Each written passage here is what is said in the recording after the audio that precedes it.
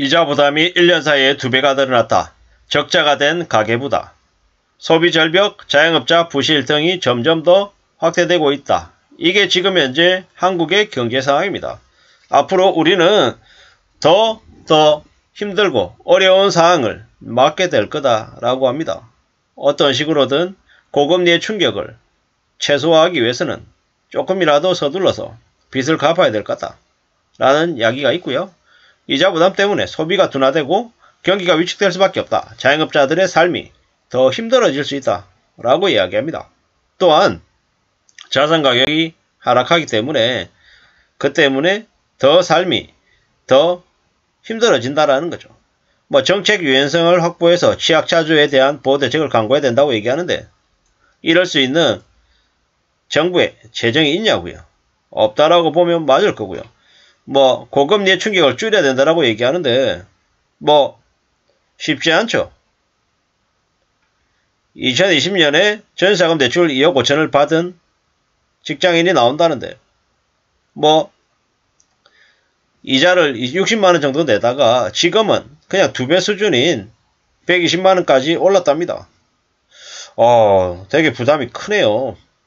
그러다 보니까는 결국에는 이제 외식도 줄여야 되고 이제 대중교통 더 이용하고 소비를 극단적으로 줄여야 된다는 겁니다. 그리고 4억원 대출 받아서 주택담보대출 받아가지고 원리금 균등 상환으로 하는 이는 이제 원리금 169만원 내다가 이제는 290만원을 내야 되는 상황까지 이르렀답니다. 월급의 65%를 대출 상환에 써야 된다고 하는데 이렇게 되면 어떻습니까? 실제로 제대로 된 삶을 살 수 없다라는 겁니다. 문제는 이 대출 변동금리 8%는 신용점수가 매우 좋은 사람에게 해당되는 금리라는 겁니다. 지금도 2023년 1월달 그리고 2월달 상반기 올 하반기 내내 한국은행은 기준금리를 올릴 수밖에 없다. 그러면 보통 사람들 대출을 한 사람들이 감당해야 되는 이자 부담은 8%면 감지덕지다라고 얘기해야 될지도 모른다라는 거죠. 10%를 부담하고 12%를 부담하는 사람들도 꽤 많아질 거다라고 보면 맞겠습니다. 그냥 원리금 한 170만원 내다가 얼마까지 낸다? 300에서 350만원까지 내야 될 수 있다라고 봐야 됩니다. 삶이 꽤나 충격적이 될 거다라는 겁니다. 대략 시뮬레이션 해가지고 만든 표 같습니다. 세후 450만원을 수령하는 직장인의 급여는 그대로이고요. 급여는 식비가 더 늘어난 것 같습니다. 식비가.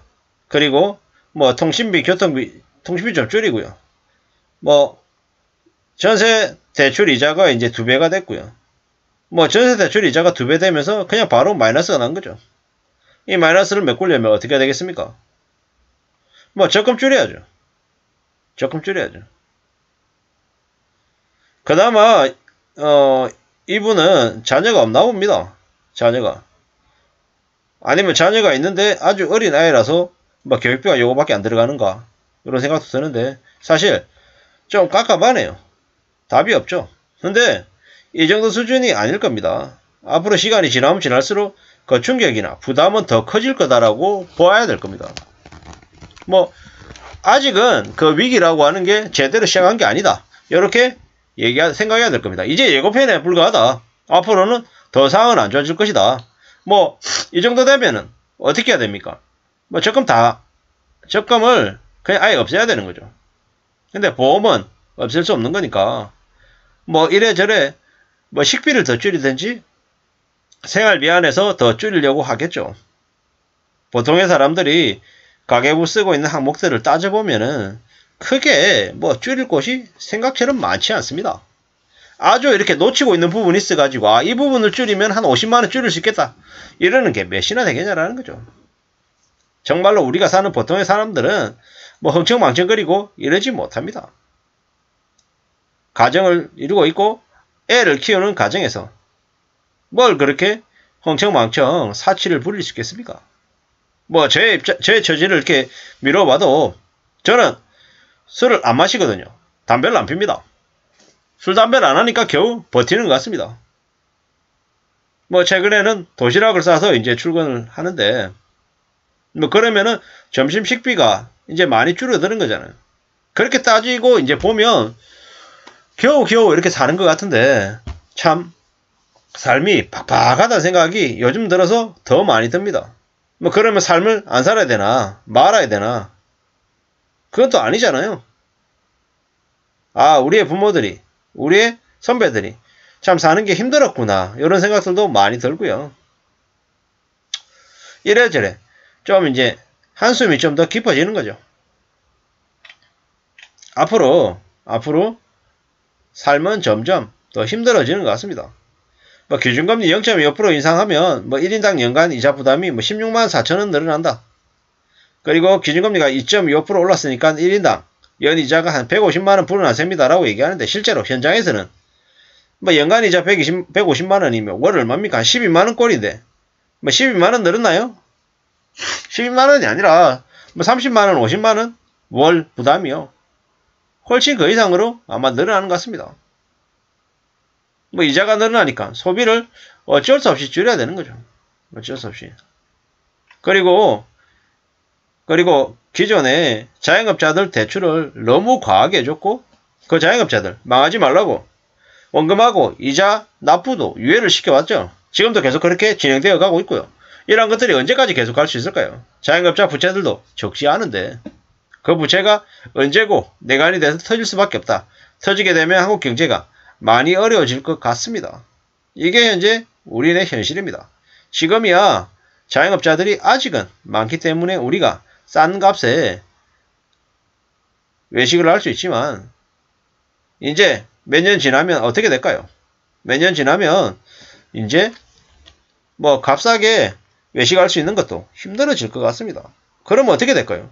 그러면 뭐 그냥 밥값이 그냥 뭐 2만원 3만원 하는 거죠. 한 끼당요. 한 명 먹는 분이 2만원 3만원 하는 시대가 곧 올 것 같다라는 생각이 듭니다. 에이 설마 그렇게까지 될 거야? 아니 그러지 않을 거야. 그 정도까지는 안 간다. 이렇게 얘기하고 싶은 이들이 많을 겁니다. 근데 확실한 건 뭐다? 실제로 닥칠 현실이다 라는 겁니다. 삶이 참 우리 생각대로 우리 기대대로 올라가면 좋겠지만 그렇지 못할 가능성이 더 크다라는 겁니다. 어떻게 살아야 되지? 어떤 마음을 먹어야 되지? 이런 걱정들이 많이 들 겁니다. 당연하고요. 그럴 수밖에 없고요. 그런데 확실한 건 뭐다? 우리 삶은 우리 스스로 지켜야 되지 남이 대신 지켜주지 않는다라는 거고 좀 더 냉정하게 좀 더 삶을 지킬 궁리를 해야 될 것 같습니다. 그거 말고는 없다는 말씀을 드리면서 어떻게든 오늘 하루도 잘 절약하고 일상에 잘 지낼 상황을 만들어야겠습니다. 감사합니다.